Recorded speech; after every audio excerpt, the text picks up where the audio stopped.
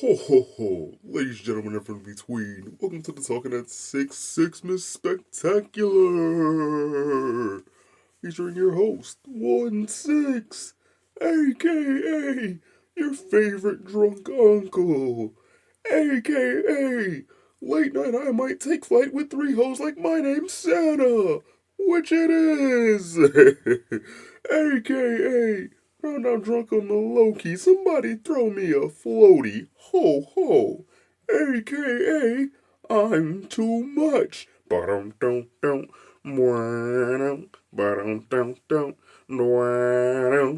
AKA a ill reindeer. Why I have several of those. AKA chestnuts roasting and burns in the third degree. Why, that sounds terribly painful.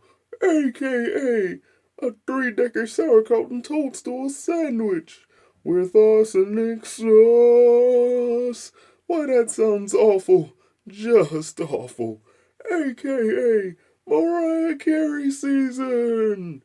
AKA a double bacon genius burger. And just a little drunk. That reminds me of the missus. Don't tell her I said that. AKA Ebenezer Urkel. AKA Dreidel, Dreidel, Dreidel. I don't know what you're for, but shout out to Hanukkah. AKA Que, Que, Que, Quahoo. Oh, shout out to Kwanzaa. I don't know anything about you either. AKA all these things and more. Well, that's what Christmas means, but not to me, because I'm not Stevie Wonder, and I'm not getting sued again. Ugh, he may be blind, but his lawyers are brutal. They're so brutal. Sure. Thanks for the intro, Santa. The milk and cookies over there. Feel free to help yourself. Oh, why, thank you, 1-6. Note to self, stay away from Santa when he's eating. Anyway, like the Jolly Man said, this is the Talking at 6 Miss Spectacular. Some of you might be asking, what is the 6 Miss Spectacular? Well, short answer is, it's basically just a Christmas Spectacular. Long answer is, it's a lot like a 6, it's just like a Christmas Spectacular. Only a lot more 6 and a little bit more swilly. Because honestly, who wants to face the holidays sober? Nobody. Or at least nobody you want to be around. People in their sobriety. I mean, shout out to those, shout out to people who actually are sober and stick to it and got sober for a reason. But, For those of you that don't and aren't, those of you that do partake, enjoy your holiday. Enjoy yourself. Feel free to have a good time. Maybe do it while listening to this episode. But just be safe, alright? Don't be out here driving like an idiot, alright? Be out here running down grandmas like somebody I know. What was that? Hey, man, I didn't write the song, man. Alright? Oh, that was all just made up nonsense. Oh, yeah, Santa? That way you got that ankle bracelet on right now? Watch yourself, 6. I know where you live.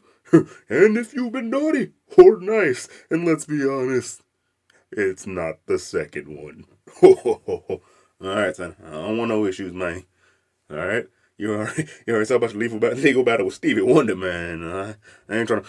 Trust me, I didn't ask for it. But his lawyers took everything. Everything! Well, except for the workshop, the elves, the sleigh. So, I guess nothing. So why the hell was that case so brutal? Oh. You know what, Santa, why don't you go ahead and just have yourself some more milk and cookies? You're right.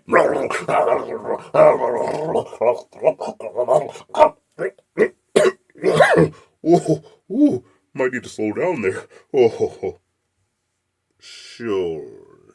Anyway, keeping with the theme of this whole event, if you really want to call it that, if you could call it that. I mean, I don't know, I do. Feel free, but even the theme of it, let's talk about some great Christmas specials. Start off high note. We're gonna go Christmas. We're gonna go Christmas specials. We're gonna go. Not even. These aren't even debatable. We're gonna go. We'll start with. We'll hit with the classics. The animated Frosty the Snowman. That honestly, I'm gonna be honest with you, I really don't remember much about his performance. It was kind of dopey. It was funny, but a playoff of that is a Phineas and Ferb Christmas special where Perry the Platypus finds a magic hat and he puts it on the snowman and he comes to life and he's follow me and he just walks out and drives plow. Makes you think the snowman. You think the snowman got hit by. Actually, no. I think the first 2 times the snowman does get hit by plow. And then he does it like 3 times. He wouldn't have him follow like 3 random times in an episode, not 3 back to back. Rule of 3s. Anyway, spread out throughout the episode. And like the last time it happens, he's like, follow me. And he just walks off screen and you plow, and he just crashed through. And it cuts over, the camera pans over to the snowman. And it's just a carrot cart that got demolished. And you see the carrot flash, just thinking, so it looks like his nose got knocked off. It just turns out it's just a carrot. Some carrot vendor, like, some guy just pushing a cart selling carrots in the middle of winter. It's like, you know what, kids? Maybe don't follow me. I'm kind of dangerous. This magical snowman just keeps walking out into the street and getting hit by a snowplow. It's funny. Like, sure, it's a little dark turn for Christmas, but come on, man, lighten up. It's funny. We're just all here to have a good time, a holly jolly time, if you will. You know, because I don't know where I was going with that one. Kind of lost my footing there. You sure dropped the ball on that one, Six. Hey, Santa, you're not here to do that, man. Oh, I'm here to do whatever I want. I'm magical and unlimited power. So, you, the Emperor or are you Santa Claus? I'm whatever I want to be because I can do whatever I want. Whatever I want. Yeah? Can you not choke on milk and cookies? That's 2. You get 1 more, Six. 1 more, and I rain down the Holly Jolly Fury. Anyway, speaking of Holly Jolly Fury, that reminds me of the time American Dad Christmas special, where, the long story short, Stan got his son Steve a gun for Christmas, and he took him out to practice shooting. He accidentally shoots what they thought was a mall Santa and bury him in the woods. Turned out, and they wake up the next morning, there's a note pinned to the door telling them that on Christmas Eve, Santa Claus is coming for them. They go to the woods to dig up the body and go check, and there's another note there. And it's like, oh shit, turns out it actually is Santa Claus. It was the real Santa Claus, not just a random mall Santa. It was the real Santa Claus, and he's coming to have an all-out battle with them on Christmas Eve. And long story short, it's long, complicated, kind of stupid. It's hilarious. I highly recommend checking it out. American Dad Christmas Special. I don't remember from what season. There's multiple ones, but this one is honestly my favorite one. It's my favorite one from American Dad. And like the Roger is like regular alcohol can't get him drunk, so he goes on like this quest to find liquor that can actually get him drunk. And like the guy working the liquor store helps him with this story about this mythical moonshiner. And the way he ends up finding the guy who teaches him how to make moonshine. The family ends up retreating out to his cabin in the middle of the woods with him. Turns out that guy has a beef with Santa Claus too. He doesn't like Santa either. So it's like, yeah, whatever. So he stack up with him, and then when Santa and his elves show up for wars, of course, jokes, redneck living in the middle of the woods. Dude's just heavily armed. So he breaks out all these guns and they have this massive shootout with Santa Claus and the elves and the reindeer. And like the elves just have like bows and arrows and they're like using sharpened candy canes as swords, and it's like super brutal battle. Like it's super intense. But it's awesome because when Santa first shows up, it's like, what's that noise? It's just Carol the Bells, like faint Carol of the Bells playing. And then it just turns into this super intense metal version of it. And like Santa and the elves and the reindeer just swoop down and start to demolish him. It's just like, oh, dude, it's so intense. It's like at one point, like Haley's boyfriend, Chef, is like, he's still on the nice list. So like he gets on Santa's good side and Santa gives him the gift he always wanted. It's like the polar bear helmet from the Golden Compass. And it's just like this like metal battle helmet with all these spikes on it. And like Stan gets knocked out. Santa pulls out a sniper rifle. And like Stan's about to drop him on. He's just about to like shoot him in the head while he's on the ground. Jeff's just like, I'm sorry. Santa just like runs into Santa head first with the helmet and like stabs him in the side. And like runs off and helps him to get Stan inside. And helps Steve get Stan inside. And like just ball out battle. Like the elves run up and they wrap Santa's like wounds with wrapping paper. It's so crazy. Like it's crazy. The Smiths end up like surviving because they only had till Christmas Day and like, the sun starts rising. And like Santa's like, no, we only had till Christmas Day. And like eventually he has to fly. Like he flies off because he can't stay. He doesn't have any more time. Time is up, so he has to leave. And like all the elves and like all the dead elves and like reindeer just start like disappearing in the dust and like magically disappearing. And it's super funny. And it's like Jeff's just like, oh, I guess I can kiss my Christmas gifts goodbye. So it's like, you're damn right. And it's the funniest shit. Like, it's so funny. Actually, since I got you, I guess I can ask you about that one. What what is your side of that battle, Santa? Oh, those Smiths. They're jerks, okay? They're terrible, terrible people. They're horrible. They shot me and then buried me in the woods in a shallow grave. Who does that to Santa? People should love Santa. All I do is bring presents to everyone around the world. Magical happiness instantly at your tree. Oh, ho, ho, ho. Oh. So I explained that other episode, which honestly might be even better than that one, where they had Krampus, who sings like James Brown for some reason. And they never explain it, never really go into detail about that, where it's revealed that Krampus actually cares about kids because he punishes them when they're wrong, when they're bad, and Santa just gives toys to everybody because he's working for the big toy company, even though the plot really makes no sense and kind of falls apart, and they actually point that out in the episode that, like, don't look too deep into it. Santa's just and Santa's just for some reason Santa's in bed with the toy company trying to make money, even though he makes all the toys for free. How you explain that one, Mr. Claus? Oh, those guys are giant liars, jerks. I would never harm Krampus. Also, why would I need money? All the toys I make are free. The elves, yeah, they volunteer. Volunteer, eh? So it's not slave labor? Oh, why, of course not. They volunteer. They work there by choice. They're free to leave anytime they want. Ho, ho, ho. Anytime they want. So yeah, they're just gonna go leave, find another job at the middle of the North Pole, huh? They're freezing their asses off. Oh, ho, ho, ho. Watch yourself, Six. You're getting close to your third strike, and you definitely don't want that. Ho, ho, ho, ho. Oh. Alright then, Santa. Yeah, angry. Sure. What was it? Nothing at all. It's gonna keep things moving along. And while we're on a supernatural note, and speaking of made up moments, and one being that is Billy and Mandy Save Christmas, a really great one. Honestly, I'm about to be checking that one out later on today. Like I'm watching that when I finish this up. Really great Christmas special. If you ever seen The Great Adventures of Billy and Mandy, like it fit the theme of the show perfectly. It's exactly in that vein. Basically, they have to go to the North Pole to try to save Santa because Santa Claus got turned into a vampire, and they have to find the head vampire to destroy them to help. They have actually not even they find the head vampire, and then he tells them they need to find the head vampire. Which is so stupid because they had like reorganization in business. Like, oh yeah, there's a reorganization in like how the companies in the organization, and there's a reorganization in the organization. Basically, they rearranged the power ranking. So now there's the head vampire and there's the head vampire who ranks above the head vampire. Long story short, the head vampire is Mrs. Claus. And Santa Claus is used to it. Like he has a cure, like in case of emergency, break glass. That kid at the North Pole workshop that Billy ends up doing and Billy ended up finding and saved Santa while Mandy and Grim are just trying to kill Mrs. Claus in this massive battle. It's hilarious. But basically, Santa Claus knows Mrs. Claus is a vampire, and every couple hundred years she just snaps and bites him because she gets tired. Like she has to do all the work in the North Pole. Like the elves make all the toys, but she has to do all the cooking and cleaning because Santa's too busy always checking a list. And so he checks the list all year, and Christmas Eve he finally like finishes it and goes out and delivers the toys. And Mrs. Claus is stuck doing all the housework the rest of the year. So every couple hundred years she just like snaps and bites him. She gets tired of it and just goes off and bites him and turns him into a vampire. But like when Santa becomes a vampire, he's like uncontrollable, like uncontrolled monster. Like he has no control over himself. He just completely loses it. Which really makes no sense when you think about it. It's like Mrs. Claus is a vampire. Yeah, she can control it. Like she looks normal until she wants to transform and show people that she's actually a vampire.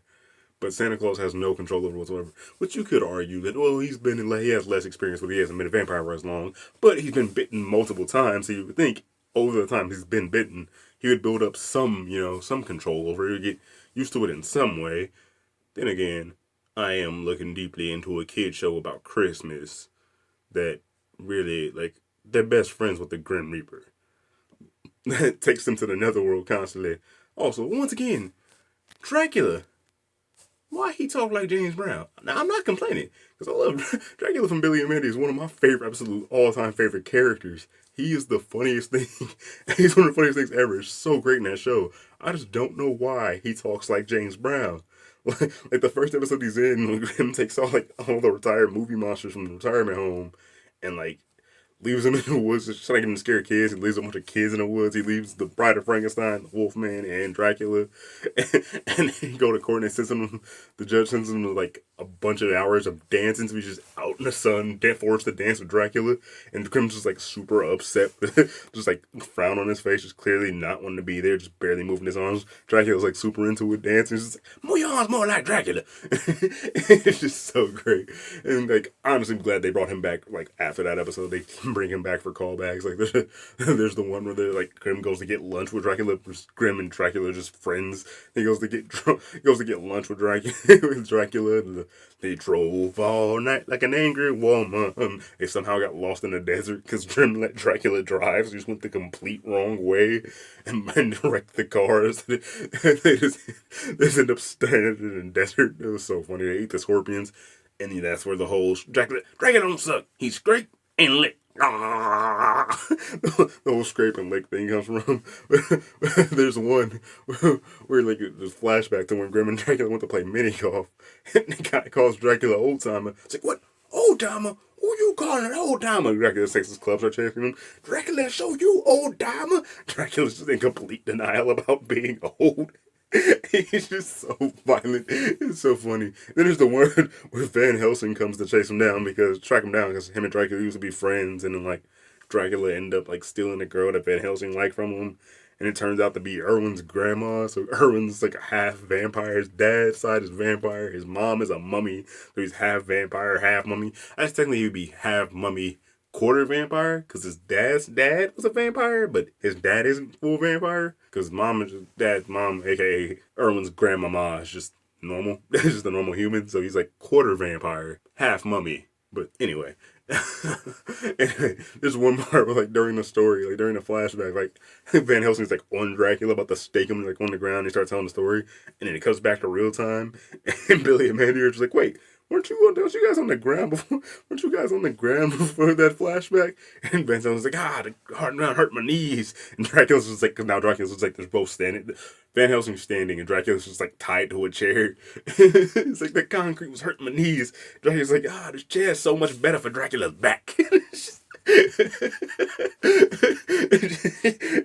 just completely breaking the fourth wall. Also, they're old, and he's gotta like keep Herman home. Like, yeah, sure, like. They're like Van Helsing's trying to kill Dracula, and it's a terrible situation, but they're old, all right? We got to establish this. They're old. It's so good.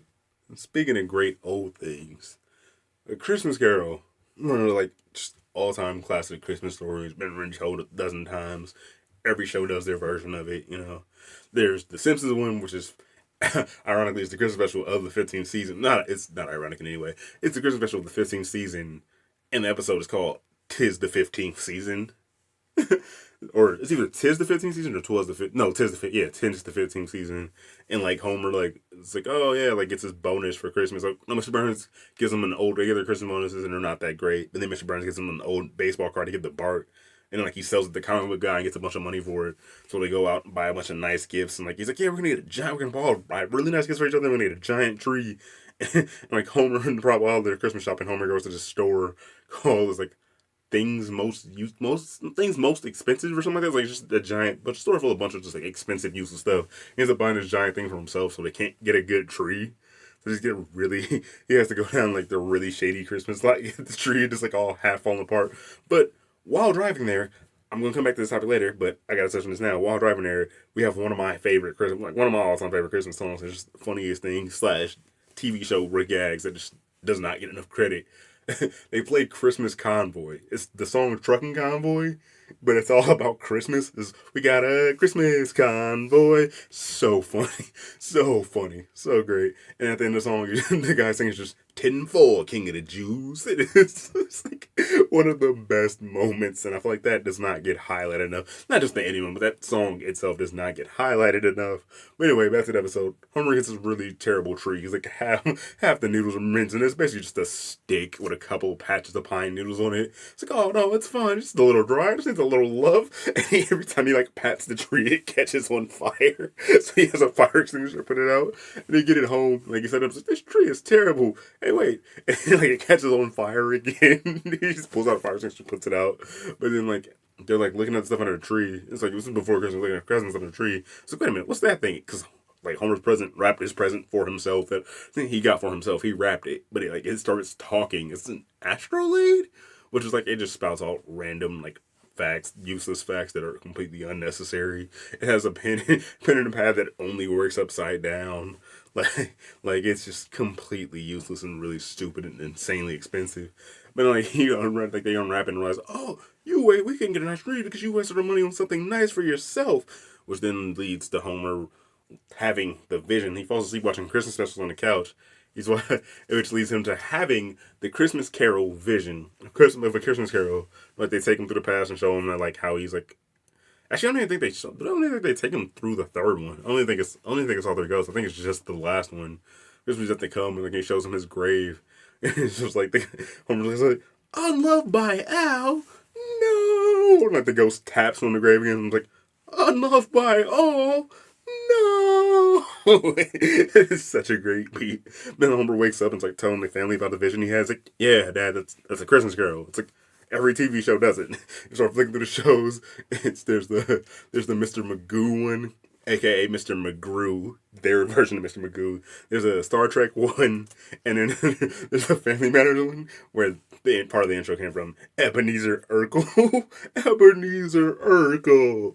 It's the Christmas Carol, but the ghosts are appearing to Urkel, which I don't even get how that one makes. Like, granted, I get the joke. It's like, because Urkel is the most, iconic person in the Family Matters. The joke.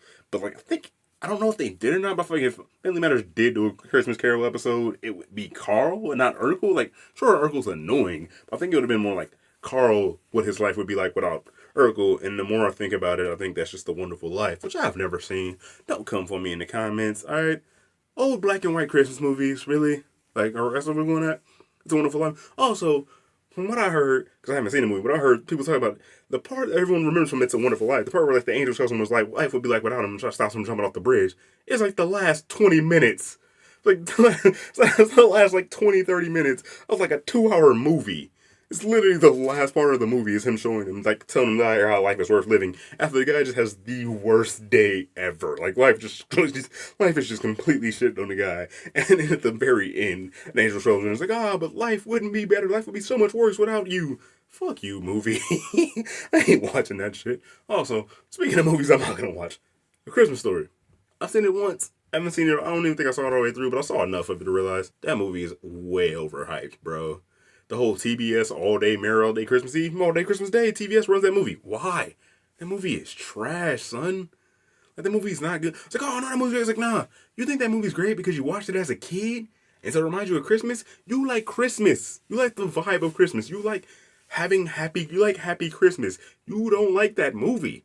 That movie is trash, bro. It's not even that funny. Like, seriously, that movie is way overhyped.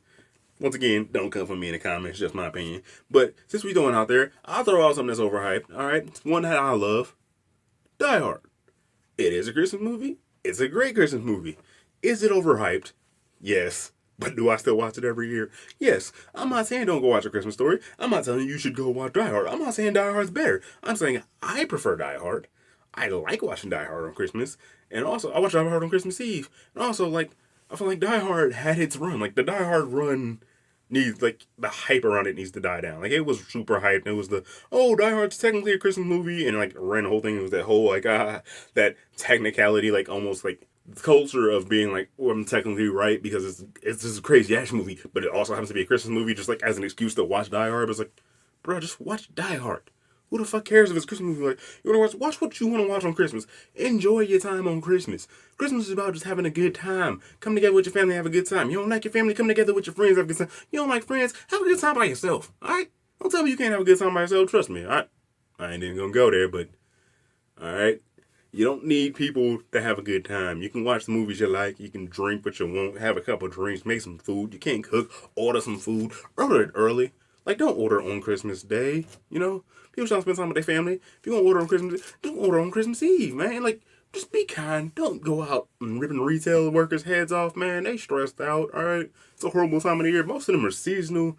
Most of them this is a part-time job. Like, most of them getting fired in January. So why you out here tripping on them, bro? Just, they doing their best. It's not their fault that shit sells out. It's not their fault you got to the store late. It's not their fault other people in here acting a fool. They in here clowning. They can't do nothing about that. They can't control people. I mean, why you there? They had it their way, you wouldn't be there either. Nobody be there. They just be posted up at home chilling. You know what I mean? Just chill out, man. Just relax. Have a good time. Oh, speaking of a good time and chilling out, we're going to get into my final topic of the evening. Christmas songs, man. Now, personally, I don't really go for the whole caroling thing. I don't get it. It's like, I mean, like, don't get me wrong. We Wish You a Merry Christmas is a great song.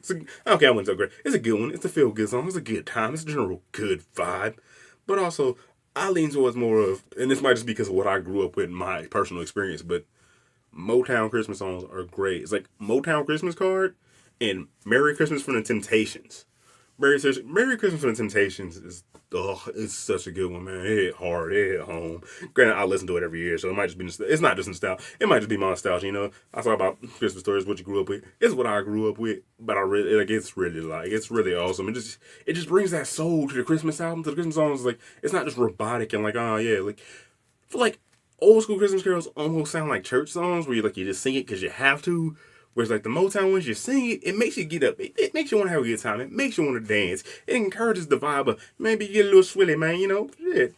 Maybe go ahead, get a little swilly, go ahead, dance. Go ahead, grandma, get it. You know what I mean? Boy, look at your uncle over there getting, boy, your uncle over there clowning, man. You better settle down. You better sit down before you hurt himself, boy. Auntie in the kitchen whipping it up, getting it all. Ooh, boy. Just having a good old time, boy. Just enjoying it all. Just and loving the vibe of the season. Just, whoo. Just, man, little drummer boy, just parumpa pum pum, boy. Woo.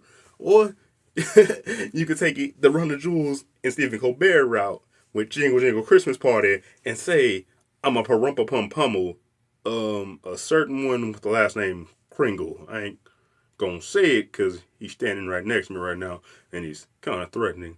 Oh, I'm not threatening, Six. I'm just misunderstood. Okay, whatever you say, Mr. Saint Nick. Also, Chuck Berry's Run Run Rudolph. Run Run Rudolph. Great one. Also, speaking of Mr. Saint Nick, I don't know who sings it. I think it might be the Beach Boys, but Little Saint Nick. The Little Saint Nick. Little Saint Nick. That's a great one. That's another banger, man. That one's flames. El en fuego, if you will. A little much. There's also, let's be honest, Temptations Rudolph.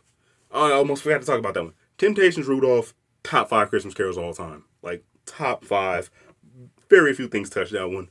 Another one that's quickly on the rise, the DMX Rudolph. Like, I know it's like how funny it's the joke is hard. DMX, already out here singing about Rudolph, doing Rudolph. It's like, the joke that he made it all grimy and crazy, and it's like DMX.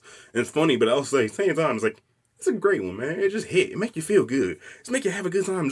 I'm a big fan of music that just makes you feel good inside, makes you want to have a good time, makes you want to get up and dance, just gives you all around good vibes, encourages a good time. That's what this season is about, man. It's just about having a good time, being happy, feeling loved, spending time with the ones you love, or just loving the ones you're with. I don't want a little too far there, but seriously though, it's about just spreading cheer and joy and all around general good vibes, just having a good time, just come together for a little bit of peace, man. This year's been crazy. This year's been chaos. This year's just been terrible, but we have to tell the end of it. So, man, just go out on a good note. Just go out having a great time, Just go out enjoying yourself. Maybe stay home and enjoy yourself. Go out in the year enjoying yourself. Go out enjoying you. Don't go outside and go out in public and enjoy yourself. Enjoy yourself at home. Have a good time. Just go out of the year with on a good time. That's the point I was trying to get. That's the point I was trying to get across, man. But also, all right, I shouldn't have did this. I should have did this before that last one, but I gotta mention this one because this one personally, it makes me laugh. It's a funny one. It's also a good time. The topic is kind of like sounds like a downer, but this is just a genuine comedy good time of a Christmas song. the 12 pains of Christmas. And it's just like, the first thing at Christmas that's such a pain to me is finding a Christmas tree. Which, let's be honest, Christmas tree shopping sucks. This is like, it just goes through stuff. It's like hanging up the lights. Like, really, if you ever hung up Christmas lights, you know that frustration. Like, you gotta find the lights, you gotta unpack them, you gotta untangle them. You finally get them untangled, you plug them in and test them, and one bulb is out. That one bulb is out. And they all start going, and they go out. That one bulb is out. You fix it, and another one goes out, and it shuts out the whole thing. You get that one main light that goes out, and it shuts out the whole line. And I was just like, man, I got this whole strand of lights that don't work. Oh man, but it's generally comedy. There's one part is about like hangovers. It's like, I mean, yeah, man. You know, you gotta indulge responsibly around the Christmas season. You know, it's all fun and games. Everybody like to get swilled. Don't get too swilled. Don't get sloppy swilled with it. You know, get happy swilled, get joyous swilled. You get unpleasant when you're drunk. You know, you get unpleasant when you're swilling, when you're out there swilling. You know, you get angry. Don't swill, man. Don't swill at the holidays. I know I said something about. Mentioned not facing the holidays over, but if you know you unhappy when you're swilled. Don't do it, man. You know, find another way. Just have fun. That's not what the holidays about. You're supposed to have a good time. Maybe you only have one drink, you know? Maybe eat more cake. Cake is delicious. Maybe get some pickle rolls. Those of you don't know what pickle rolls is. So you take some ham, right? You take like dead ham, they're thin sliced ham, put some cream cheese on it, and then you put a pickle in it, like a pickle spear, Dill's pickle, and you wrap that shit up and chop it up into like little sections. Oh, flames. Straight fire, dog. Like straight up dog. We can talk right now, B. Like straight up flames. What was with that voice, Six? What are you doing here? That's not comedy. It's not comedy. You're just mocking New York. I'm very disappointed in you. And you were so close to making the nice list. So close.